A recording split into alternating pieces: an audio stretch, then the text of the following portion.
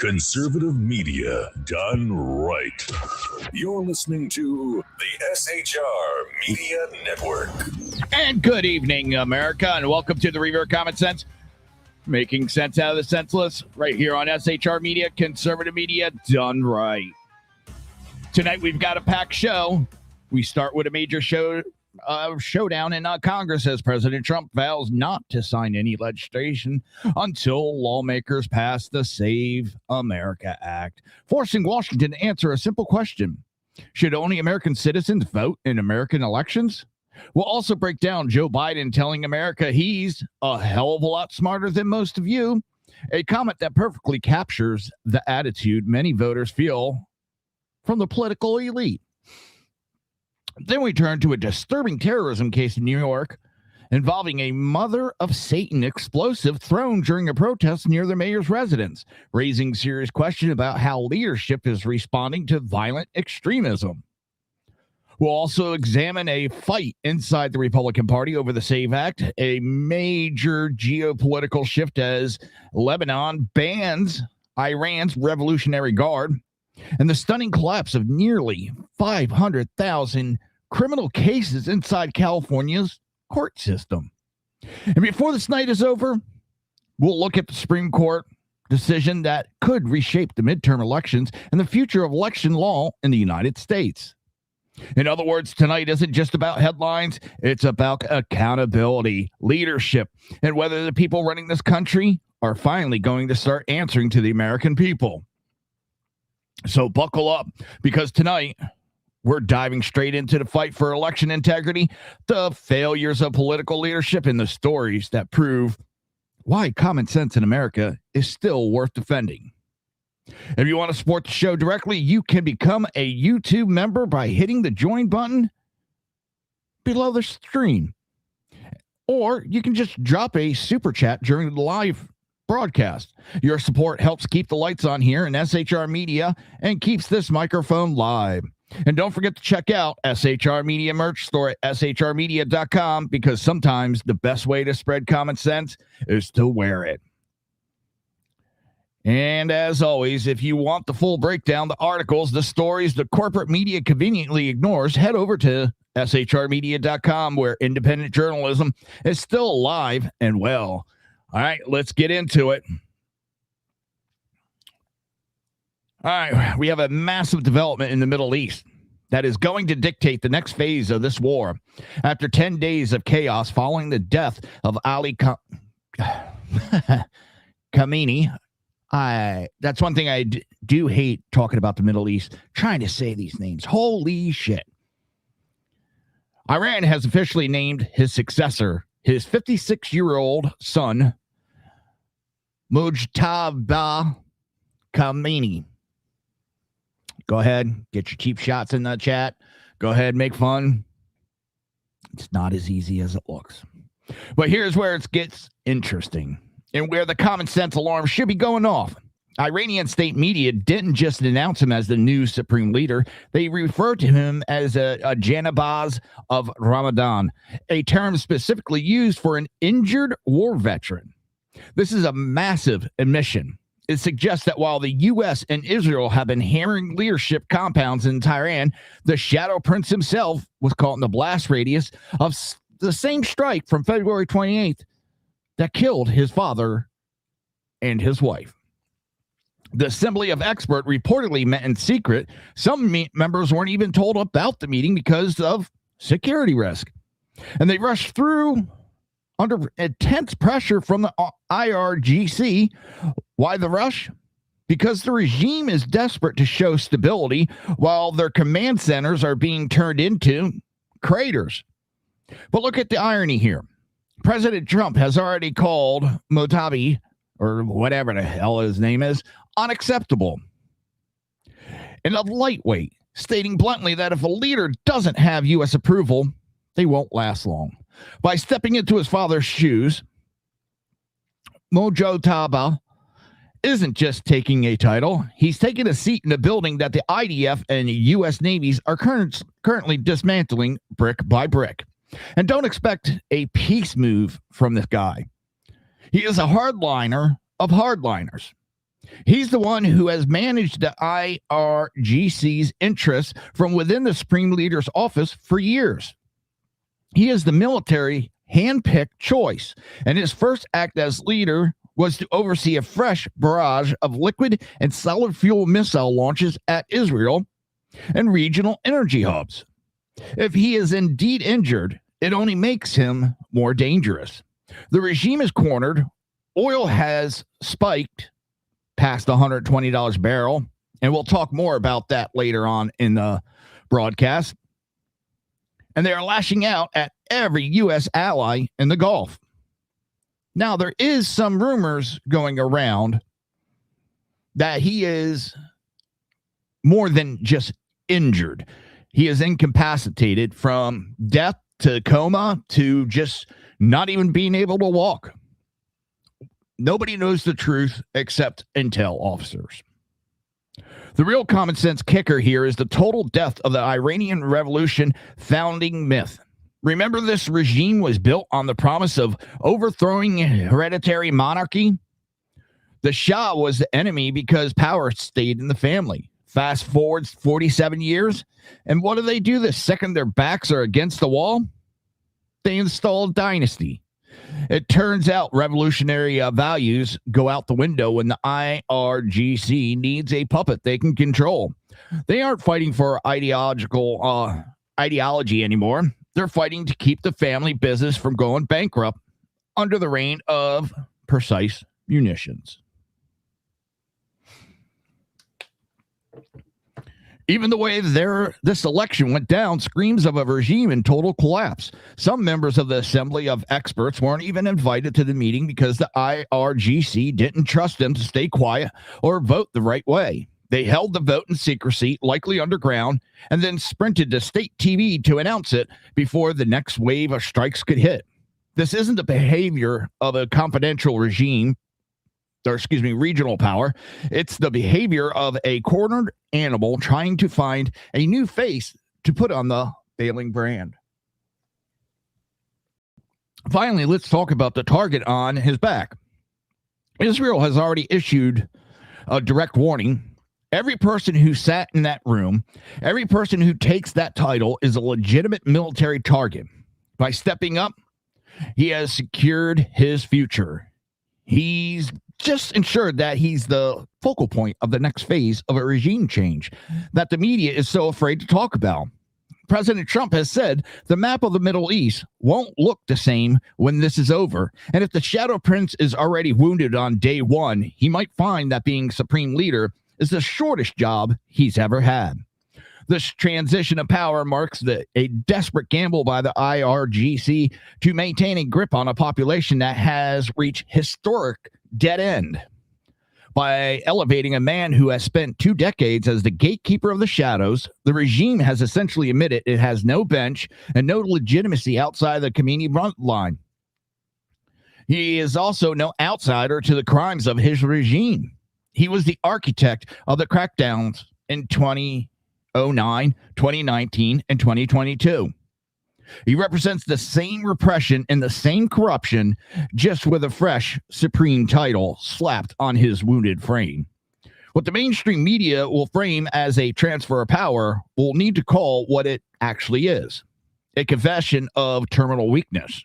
You don't hold emergency secret sessions in the middle of war unless you are terrified of an internal coup or a total collapse of morale.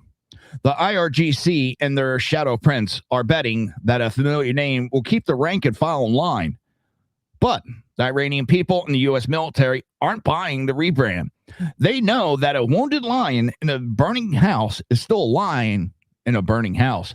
Now, here's the funny part. Here is a video of, him being installed. Hang on.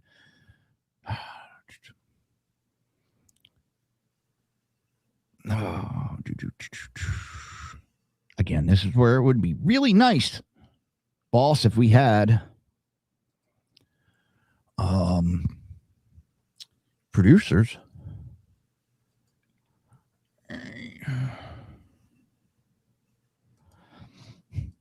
And what I find funny about this clip I'm going to show you And they're always running their mouths. And they're so sure of themselves. And this is where they're installing the new supreme leader.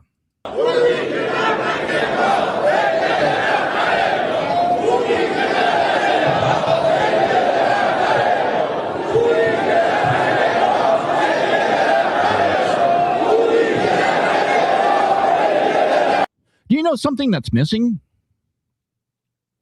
The supreme leader himself. They brought out a picture of him.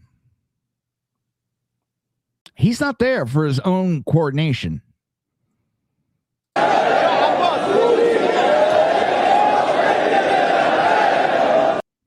So either they're afraid to put him out in public, or he's not able to. And as the smoke clears over Tehran, the world is watching a shipwrecked vessel of religious fascism try to stay afloat by installing a 56-year-old mid-level cleric as its captain. Trump's unconditional surrender demand hasn't changed, and neither has the trajectory of the missiles. Whether he's called Mujahidi or Ayatollah, the outcome remains the same. Common sense is finally coming to the Middle East, and it's arriving via the end of a long overdue accounting for the Khamenei dynasty. If you want deeper breakdown on the Middle East developments like this, make sure you like the stream, subscribe, and share it, so people hear independent analysis that the legacy media often skips. And while power struggles in Tehran reshape the Middle East, the political maneuvering here in Washington is just as intense, especially when election season is approaching. And just when you thought the political theater in D.C. couldn't get any more predictable, Senator Cory Booker dropped a common sense bomb designed to have the establishment on both sides scrambling. He's calling it Keep Your Pay Act, and the headline is a doozy. Eliminate federal income tax on the first $75,000 for most households. Now, let's apply a little frontline logic here. Booker is up for re-election in New Jersey in 2026, and the Democrat Party is currently underwater in almost every affordability poll. This isn't just a policy, it's a survival tactic. The plan would more than double the standard deduction, moving it to $75,000 for married couples filing jointly, $37,500 for individuals, and $56,250 for head of households. According to the office, the median American family would see their federal tax bill slashed by 85%. But here's the gotcha that the mainstream media won't lead with. How do you pay for it? Booker says it's a fully offset by closing loopholes and jacking the corporate tax rate back up. It's the classic Robin Hood play. Promise a massive check to the middle class while telling them the ultra wealthy will pick up the tab. But here is the real world math they don't want you to do. When you spike the corporate tax rate, you aren't just taxing a logo or a boardroom. You're taxing the supply chain. Every time a corporation sees their tax bill go up, they don't just eat it, they pass it down. That means the price of a bag of chips, a gallon of milk, or a new set of tires goes up to cover the distance. Booker is offering you $75,000 tax-free with one hand while he's jacking up the cost of living with the other. It's a hidden tax that hits the working class the hardest. The problem? We've seen this movie before. You can't delete the tax revenue from the vast majority of the American workers and expect closing loopholes on a few billionaires to bridge a multi-trillion-dollar gap. It's a math problem that doesn't add up. But it's an election year. Math usually takes a back seat to a good headline. This is the direct challenge to the GOP tax cut narrative. Booker is basically saying, you want tax cut?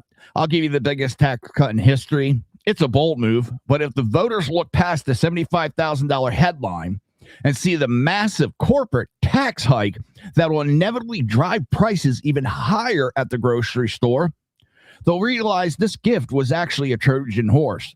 You can't tax your way to prosperity by making everything you buy more expensive. If policies like this tax proposal affect your wallet, drop your thoughts in the chat, and share the stream so more Americans can weigh in on that Washington is proposing. And speaking of political promises and economical reality, the next story shows exactly how narrative and real-world numbers often collide. If you turn on the news this morning, the mainstream media wanted you to believe the world was ending. Headlines everywhere were screaming that crude oil had exploded past $110 a barrel. The New York Times and Al Jazeera were practically salivating over the unprecedented surge, using it to claim that the war in Iran is an affordable catastrophe. Holy shit, boys. That the White House did not plan for. And look, the common sense facts are these. Brent crude did hit a session high of $119.50 at the open. And WTI spiked to nearly $111 because the chaos of the Straits of Hormuz. That's the real number. But here is the part that the mainstream media won't tell you because it ruins the Trump wars killing your wallet narrative. By the time the afternoon sun hit, the bottom fell out of that spike. As of this afternoon, WTI crude has plummeted back down to $85 range. Brent crude is sitting under $89 a barrel. That is a massive single-day reversal. The media got their $110 headline. They ran their panic at the pump segment, and then they quietly looked the other way when the G7 finance minister signaled they were ready to release strategic reserves, and the market realized the Shadow Prince succession wasn't going to shut down the global supply chain overnight. And let's also really look at it because the ships are flowing through the Straits of Hormuz, or however the fuck you say it. They're going through. They're being insured by the United States. They're being escorted. Iran has no Navy anymore. They have no Air Force. Attacking these ships in the Gulf is not exactly in their wheelhouse at this point. The ships are turning off their trackers, transponders, and going through the straits. The oil is flowing. It's not stopping. It had a couple of days where it didn't. And this has sent the doom and gloomers into overdrive, thinking they had a gotcha. But by mid-afternoon, everything was, what? It was closing before the war, what, right around $70, $75 a barrel or something like that. And now I saw it at 84 something at one point, but it's in the 85 range. It'll go back down from here. Everything will stabilize. Your gas, it's still cheaper than what we were paying under Biden. We were told to ignore that. Everybody had no problem when Russia cut the pipelines and caused a massive gas spike. Everybody was okay with pumping billions of dollars into Ukraine to help with that. But now, all of a sudden, it's the exact reversal because Trump's in charge.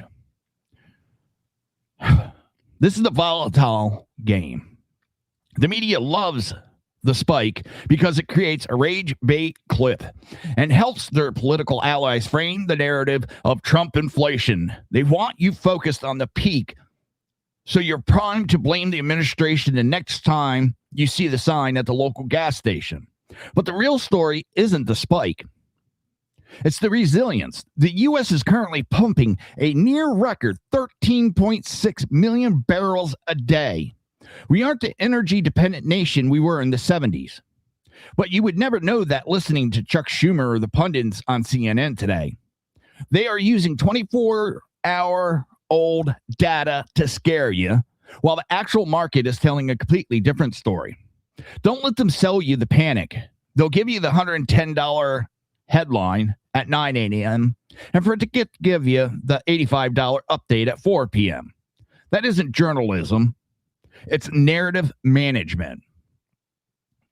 If you appreciate seeing the numbers behind the headline instead of just the panic narrative, hit like and share the broadcast to help independent reporting reach more people. And while the markets may be stabilizing after the initial oil shock, The fallout of Iran's leadership crisis is triggering concerns far beyond energy prices, including potential security threats here at home.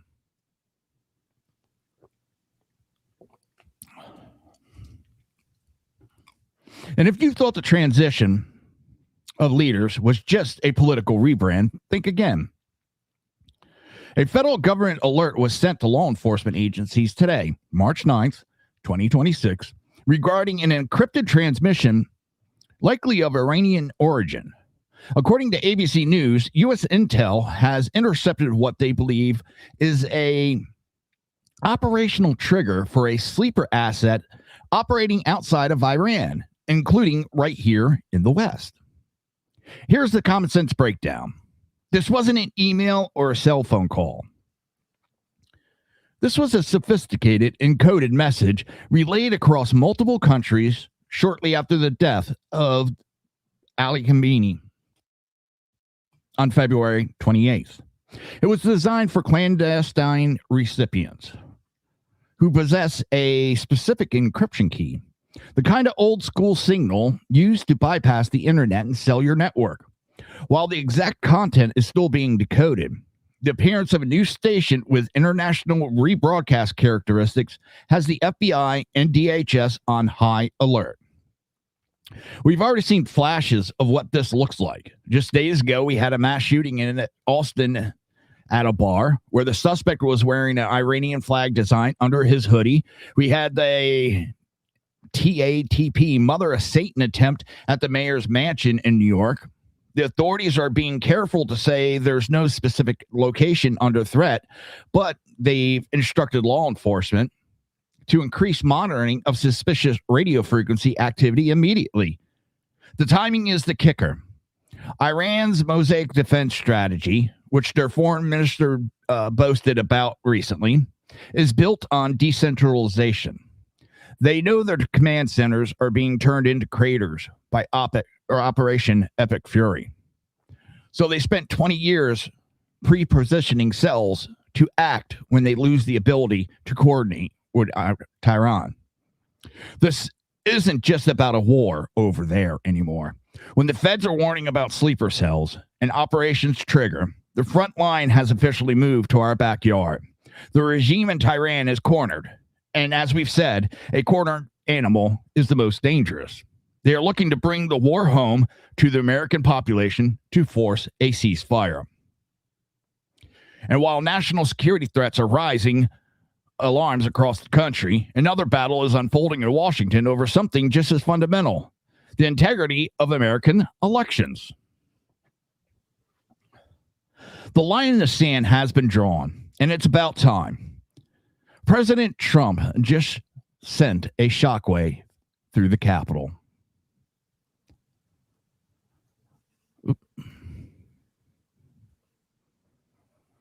Making it clear that the era of business as usual budget theater is over. His message to Congress was blunt: do not fail. He has officially vowed not to sign a single piece of legislation, no spending bills, no compromise package, nothing until lawmakers pass the Save American Act. For anyone who hasn't been following the fine print, the Safeguard American Voter Eligibility Act is the common sense solution to a problem the media claims doesn't exist. It requires documented proof of U.S. citizenship to register to vote in federal elections. It is not voter suppression. It is voter verification. The president is calling the bluff of every bipartisan negotiator in D.C. If you truly care about the integrity of our republic, why is proof of citizenship a deal breaker? By tethering this to every upcoming bill, Trump is forcing the swamp to go on the record. Either they support secure elections, or they are the ones shutting down the government to protect a broken system. The pressure is now squarely on the holdouts. This isn't just a policy debate. It's a test of who actually represents the American citizen versus who represents the status quo. Trump is betting that the American people are tired of excuses, and he's right. What makes this moment different is the leverage. For years, Washington has operated on the assumption that presidents will eventually sign whatever spending bill lands on their desk to avoid the political fallout of a shutdown. By refusing to play that game, Trump is flipping the script. Instead of the executive branch caving to congressional gridlock, Congress is now being forced to answer a very simple question. Are secure elections important enough to act on? Critics in the media are already trying to frame this as a hostage tactic. But that argument collapses the moment you examine the actual policy. The SAVE Act does not prevent anyone who is legally eligible from voting. It simply requires proof of citizenship, something Americans already provide for countless everyday activities. If showing ID to board a plane or buy a certain product is considered normal, asking for proof to participate in a federal election hardly seems radical. What really bothers the political establishment is the clarity of the issue. Election integrity debates have often been buried in legal jargon and procedural arguments. The SAVE Act cuts through all of that. Either you believe only American citizens should vote in American elections, or you don't. That clarity removes the gray area that career politicians often rely on to avoid taking a firm position. And that sort of goes to, I think it was Hakeem Jeffries was out there banging the gong about with the shutdown of DHS. Yes, Nome has been replaced, but that's not good enough for him. He wants a guarantee. And pay attention to this. He wants a guarantee that ICE will not be at any election polling stations. Now, why is that such a big thing for him? If, according to Democrats, illegals are not voting, then why is there an issue that they don't want ICE at polling stations? They are admitting right out in the open exactly what their plans are. That they plan on, they want the illegals voting. It's right there out in the open. Everybody can see it. And fighting the SAVE Act and fighting that they don't want any ICE agents at polling station just reinforces that they only want cheating. They want that illegal vote because they know they're in trouble without it. And we're going to talk later on more about just how bad they're doing right now. But it also forces members of Congress to confront the voters back home. If they vote against the SAVE Act while supporting billions in new spending, the contrast becomes impossible to ignore. Constituents will ask a simple question. Why was funding another government program more urgent than protecting the integrity of the ballot box? That is the real political gambit unfolding right now. Trump is betting that when forced to choose between the Washington status quo and basic election safeguards, the American public will side with the latter. If that calculation proves correct, this showdown could redefine how future legislative battles are fought.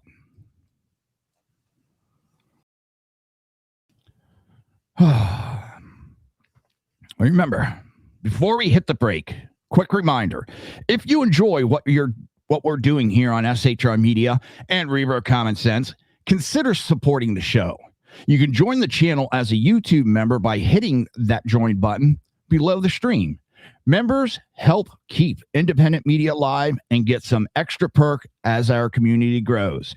And if you want to jump into the conversation live, super chats are open. Your messages get highlighted on the screen and it helps keeps the show rolling. Don't go anywhere. More Reaver of Common Sense coming up right after. Come listen to BZ's Berserk Bobcat Saloon Radio Show. Live on select and exclusive Tuesday and Thursday nights at 11 p.m. Eastern, 10 p.m. Central, and 8 p.m. Pacific on the SHR Media Rumble channel, SHR Media YouTube channel, X, Twitch, Spreaker, and wherever great conservative podcasts are found. BZ, your conservative Sherpa, guides you through the maelstrom of Democrat, leftist, and globalist lies, chaos, deceit, and betrayal.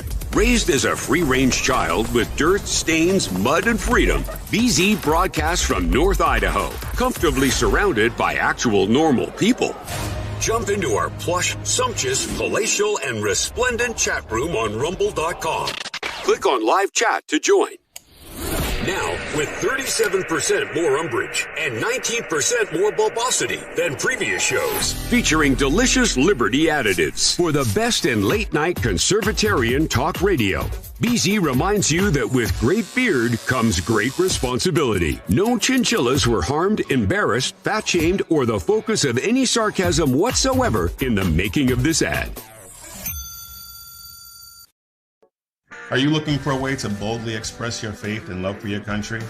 And check out Seven Armors, the premier apparel company for patriotic men of God, where faith meets freedom in style. Our t-shirts are more than just clothing, they're statements. Bold, stylish, and meaningful.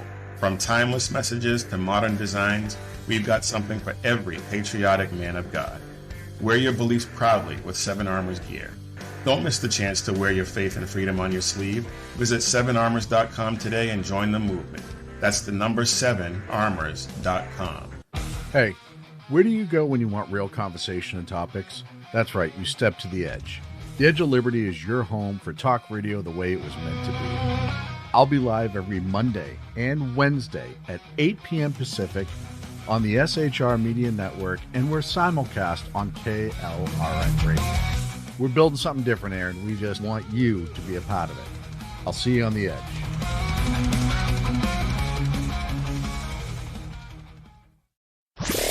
Conservative media done right. You're listening to the SHR Media Network. And welcome back to the Reaver of Common Sense. I am your host, Jersey Joe, here to make sense out of the senseless right here on SHR Media, conservative media done right. SHR Media merch is here, and it's built for people who refuse to sit quietly while the nonsense runs wild. From bold logo tees to gear that makes a statement without saying a word. This isn't just merch, it's a signal. You stand for free speech, you stand for accountability, you stand where truth lives. Wear it, share it, live it.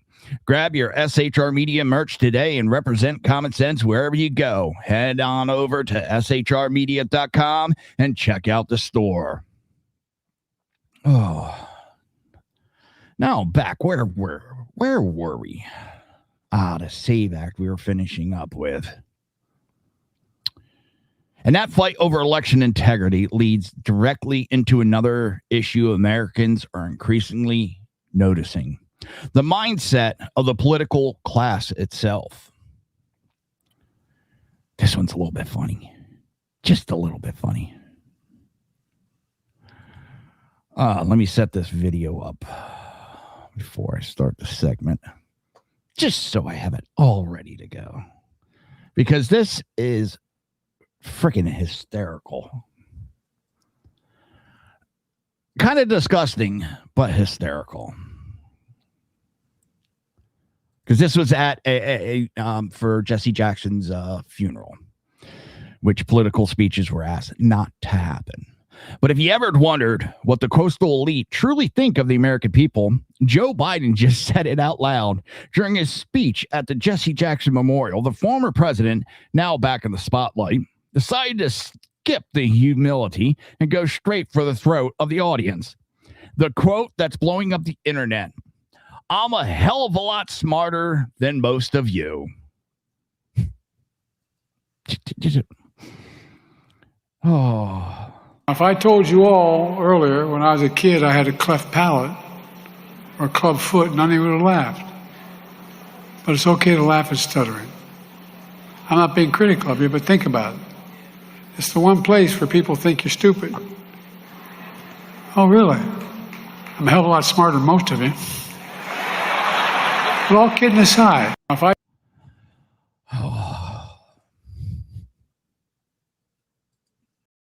it's just mind-numbing that man out of anybody would make a statement like that. But think about that for a second. This wasn't a private hot mic moment or a slip of the tongue in a closed boardroom. This was a public address. It's the ultimate mask-off moment for a political class that has spent decades telling you they know what's best for your family, your wallet, and your kids' education. It's the same condescension, we've seen for years. The deplorable comment, the clinging to guns and religious rhetoric. It's a worldview where they are enlightened rulers and you are just the flyover population that isn't bright enough to understand their brilliance. But here's the reality. The American people aren't looking for a genius in D.C. to manage their lives. They're looking for common sense. When the people in charge tell you they're smarter than you while the border is open and the grocery bill is doubling, you have to wonder what kind of intelligence they're actually using. It's not just an insult. It's a mission of how disconnected the DC bubble really is. And that disconnect has been growing for years. Washington insiders often talk about the voters as if they're a demographic chart instead of real people trying to pay bills, raise families, and keep their communities safe. When leaders speak with open contempt for the public, it reinforces the belief that many in government view the country less as citizens to represent and more as subjects to manage. Moments like this also explain why trust in institutions keep collapsing. Poll after poll shows confidence in government, media, and political leadership at a historical low. When the people who claim to represent you openly suggest they are intellectually superior to the public, only deepens the divide between the ruling class and everyone else. What frustrates Americans even more is the contrast between rhetoric and results. If the self-proclaimed smartest people in the room were delivering secure borders, affordable living costs, and stable communities, maybe the arrogance would at least be backed by performance. Instead, many Americans see the opposite. Under Biden, we saw rising costs, rising crime in major city, and endless political infighting. That's why comments like this resonate far beyond a single speech. They reinforce a broader narrative that political establishment has grown detached from the everyday concern of the country. And the more that attitude is put on display, the more voters start losing outside the traditional power structure for leaders who actually speak their language. And if you're tired of the political class talking down to you every day, Americans, hit like, subscribe, and share the show so independent voices keep getting heard. And that arrogance from Washington and the elite isn't just rhetoric. It often shows up in how government actually operates. If you want to see what a total collapse of leadership looks like, look no further than the House oversight hearing that just went down in D.C.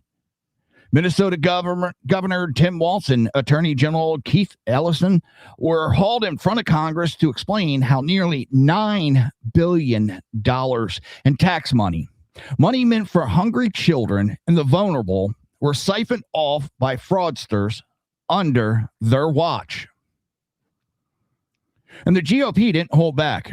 Chairman James Comer and Representative Jim Jordan dismantled the "we didn't know" defense point by point. Here's the reality. Internal reports show the Walz administration was warned about feeding our future and Medicaid fraud as early as 2019. Whistleblowers, many of them Democrats and state employees, tried to sound the alarm. And what did they get for it? They were ignored, sidelined, and in some cases, retaliated against. Let's put this in perspective for a second. Coming from a first responder background, I can tell you exactly what $9 billion looks like on the ground. That is enough money to fully fund thousands of local police departments and EMS agencies for decades. While the brothers and sisters in uniform are out there begging for body armor, better radios, or even just enough staff to cover a shift safely, The state of Minnesota allowed enough cash to build a small army of first responders to walk out the door to buy luxury cars in Turkey and lakeside estates in the Middle West. The most damning moment when the GOP pointed out that the administration claimed a court forced them to keep paying these fraudsters. The judge in that case actually took the rare step of publicly correcting them, saying that was a lie. The state chose to keep the money flowing. Jim Jordan put it bluntly. 85% of those indicted are from a key voting bloc for the Minnesota DFL. It wasn't about feeding kids. It was about not rocking the political boat. It's the Minnesota math. We keep seeing from the left. Ignore the fraud. Silence the whistleblowers. Then act surprised when the FBI has to come in and do your job for you. This isn't just a paperwork error. It's $9 billion betrayal of the American taxpayer. They treated your hard-earned money like it was a rounding error, focusing more on the optics of their equitable programs than the cold, hard reality of the theft. Ultimately, this hearing proved that this wasn't an accident. It was a choice. You don't accidentally lose $9 billion unless the system is designed to allow it. By refusing to implement basic verification or listen to their own auditors, the Walz-Ellison administration effectively left the vault door wide open and then acted shocked when the money went missing. This is the blueprint for the modern radical state. Grow the government so big that it becomes impossible to manage, then use that very incompetence as an excuse to demand even more funding. It's a cycle of failure that the American taxpayer can no longer afford to subsidize. If government accountability matters to you, share this segment and subscribe so stories like this keep getting attention. And while Washington deals with corruption and political failures, another kind of threat is emerging on the streets of one of America's largest cities. We have a massive story breaking out of New York City that the mainstream media is already trying to spin. But the facts are chilling. 2 self-radicalized extremists have been charged with hurling IEDs at a crowd during a weekend protest outside Gracie Mansion. Now, when you look at the headlines, it's suspected bomb found outside. It wasn't found. These things were thrown at police, thrown at people in the crowd. It was intentional. And thank God these people did not know how to properly make a IED. These things amazingly didn't go off. And I'm going to show you a clip I'm setting up as I talk. And they throw one of these at the foot of a police officer. This is how brazen they are. They're throwing at the police, or the foot of the police.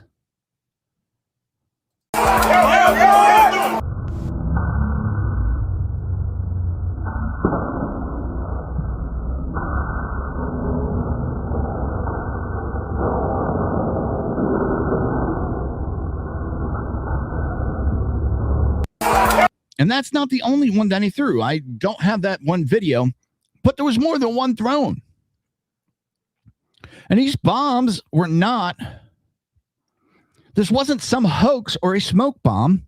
The NYPD bomb squad confirmed this was a live, improvised explosive device packed with TATP, a substance known as Mother of Satan. This is the same high-grade volatile explosive favored by international terror cells and used in the deadly attack in Paris, London, and Belgium. It's cheap to make. It's designed for one thing: to maim and kill. According to law enforcement sources, these 2 individuals, age 18 and 19, didn't just stumble onto this. They've been traveling to terror training hotspots like Turkey and Saudi Arabia, watching ISIS videos, self-radicalizing right under the nose of the FBI. They admitted they threw the bombs at the group of right-wing protesters because they felt their religion had been insulted. But here's the common sense kicker. Look at the reaction from New York leadership. Mayor Zohan Mandami released a statement denouncing white supremacy and the organizers of the protest. Yet he somehow failed to mention that the people actually throwing the bombs were ISIS-trained counter-protesters. Think about that. We have an actual TATP being hurled on the streets of New York by people who travel abroad to train with terrorists, and the mayor is still trying to pivot the blame towards the people they were trying to blow up. It's pure luck that this device failed to ignite. Or would he be talking about a mass casualty event? The NYPD and FBI are now raiding homes in Pennsylvania, but the narrative is already being set. When Mother of Satan is being used in our streets and the leadership is more concerned with political labeling than actual terrorists throwing the bomb, we are in a very dangerous place. And this is where the conversation has to get serious. Terrorism is not defined by who commits it or which political narrative it fits. It is defined by the deliberate use of violence or explosives to intimidate or harm civilians for ideological reasons. If an explosive device packed with TATP is thrown into a crowd, that is terrorism by definition, regardless of what slogans were being used in the background. The real test now is whether leaders will confront the threat honestly or continue filtering everything through partisan lenses. Because if political spin takes priority over confronting radicalization and violent extremists, the next time a device like this is thrown, it may not misfire, and the consequences could be far worse. All right. Let's see where we're at. What time it is. I'm going to jump over that. I want to get to this story. We're adding a massive reality check to the list today because the numbers just don't lie. Even the late night hosts do. There is a persistent myth in the legacy media that the cool kids table, the Stephen Colbert, the Gavin Newsoms, the AOC represents the heartbeat of the country. But according to the latest NBC News poll, that bubble isn't just bursting, it's gone. The data from the National Survey of Registered Voters is devastating for the DC and Hollywood elite. Despite a 24/7 negative press cycle, Donald Trump's positive rating stands at 41%. I've heard as high as 47 and 50. Now, here's the funny part of the whole charade. Watch how the liberals play the rating game. They love to point at a poll and scream that Trump's approval is low or underwater.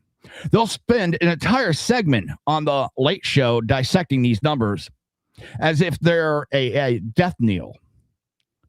But what they will never accept, or what they'll never show you on a graph, is that his ratings are significantly higher than their own. Let's look at the popular critics. Stephen Colbert has a 35% approval, 6 points behind Trump. Kamala Harris has a 34% approval. AOC, 31%. Gavin Newsom, a dismal 27%. Think about that. Gavin Newsom has spent months trying to mount a national profile, flying around the country like the heir apparent of the left. Yet he is currently sitting at 27%.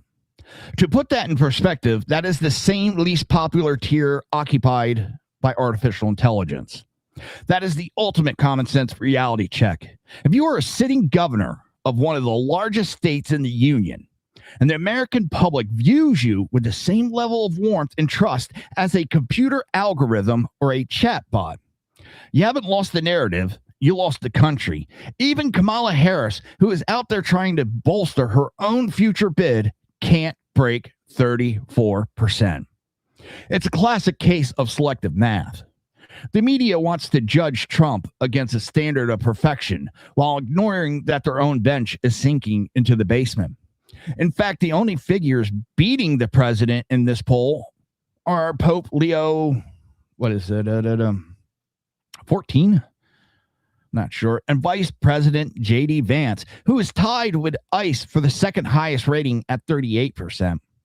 Think about that. The agency responsible for deportation is more popular than the rising stars of the Democrat Party. The popularity paradox is simple. The media tells these people are beloved, but the actual voters, the people dealing with the border and the economy, aren't buying it. It turns out that being popular in a Manhattan green room doesn't mean much when you've lost the respect of the American living room. If Trump is unpopular at 41%, what does that make the rising star like Newsom sitting at 27%? In the real world, we call that a total rejection. It's time for the media to stop acting like they speak for the majority when their own champions are polling at error 404 levels. If you want more data-driven political breakdowns like this, hit like and share the stream so the numbers reach more people than the spin. But domestic politics isn't the only battlefield shifting tonight. Major geopolitical changes are also unfolding overseas. In a move that caught the entire world off guard, Lebanon's government has officially issued a full ban on all Islamic Revolutionary Guard Corps activities. They aren't just saying, please leave. They've ordered security forces to hunt down, arrest, and deport any IRGC members found on their soil. This is a massive blow to Iran's export of the revolution strategy. For decades, Lebanon has been used as a staging ground, but it seems the tide is finally turning. When even the neighbors of the regime start kicking out the IRGC, you know the regional balance of power is shifting. This is what happens when the peace through strength doctrine actually starts to take root. The bad actors find they have nowhere left to hide. For years, the IRGC has operated far beyond Iran's border, building networks, funding proxy militants, and embedding itself inside fragile governments across the Middle East. Lebanon, in particular, has long been a critical piece of that strategy, serving as both a political influence hub and a logistical pipeline for weapons and training. If this ban is fully enforced, it could represent one of the most significant pushbacks against Iranian regional influence in decades. Removing IRGC operatives from Lebanese soil disrupts intelligence networks, financing channels, and coordinates with proxy groups that have relied on Lebanon as a safe operating environment. It also sends a signal to other nations in the region that political cost of hosting or tolerating Iranian proxy forces may finally outweigh the benefit. When one government takes a public stand like this, it often emboldens others who may have quietly resented the presence of foreign operatives inside their borders. Whether this decision marks the beginning of a border regional shift remains to be seen. But if more countries begin taking similar steps, Tehran could find its influence shrinking rapidly across the Middle East, something that would have seemed almost unimaginable just a few years ago.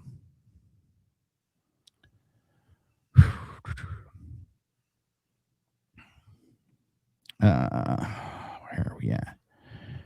And that's the state of the battlefield tonight.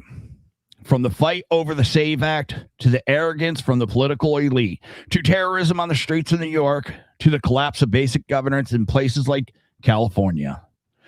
The common thread through all of these stories is accountability. The American people are watching. They're watching how elections are handled. They're watching how leaders respond to terrorism and crime. They're watching whether the people elected to represent them are actually willing to stand up for the country they claim to serve. The frustration we're seeing in the polls, the angers we're hearing from voters, and the growing distrust in institutions didn't happen overnight. It is the result of years of political leaders talking down to the public while ignoring the problems Americans deal with every single day. But here's the good news. The American people are paying attention again. And when citizens start paying attention, Washington eventually has to answer for its decisions. That's why shows like this matter. Independent media matters. Conversations that change the narrative matter, because truth doesn't survive in silence. It survives when people are willing to speak up. If you enjoyed tonight's show, make sure you hit the like button, subscribe to the channel, and share the stream so people can find it. Every share helps independent voices break through the noise. You can also support the show directly by becoming a YouTube member or dropping a super chat during one of our live broadcasts. Your support helps keep SHR Media independent and growing. I want to thank everybody that was in chat, whether you agreed or disagreed with me. I want to thank you for being here. I want to thank everybody for listening or watching. And I want to especially thank our moderators for keeping everything kosher in the chat. Thank you. I appreciate you all. And remember, you can always find the full breakdown of tonight's stories along with articles and analysis over at shrmedia.com. Before we head out tonight, a couple quick reminders. If you want more from SHR Media, BZ's Berserk Bobcat Saloon with BZ, Tuesdays and Thursdays, 11 p.m. Eastern, 8 p.m. Pacific Standard Time. Beer and Bullstein with Lyle Armstrong, Fridays and Saturdays, 7 p.m. Eastern Standard Time, 9 p.m. Pacific Standard Time. Edge of Liberty with Sackhead Sean every Monday and Wednesday, 11 p.m. Eastern Standard Time, 8 p.m. Pacific Standard Time. Sackhead Sean and Edge of Liberty will not be on tonight. There was a family emergency. My prayers are with his family. From what I understand, it's nothing major right now, but my prayers are with him, and he won't be on tonight. Mission Ready Men with Big E Jackson, Tuesdays and Thursdays, noon Eastern Standard Time, 9 a.m. Pacific Standard Time. Reaver of Common Sense with Jersey Joe, that's me, every Monday and Friday, 9 p.m. Eastern Standard Time, 6 p.m. Pacific Standard Time. And don't forget to check out the SHR Media merch store at shrmedia.com, because sometimes the best way to spread common sense is to wear it. Thank you for spending part of the evening with us. I'm Jersey Joe. This is the Reaver of Common Sense, and always where the truth lives and the nonsense died screaming. Good night, everybody.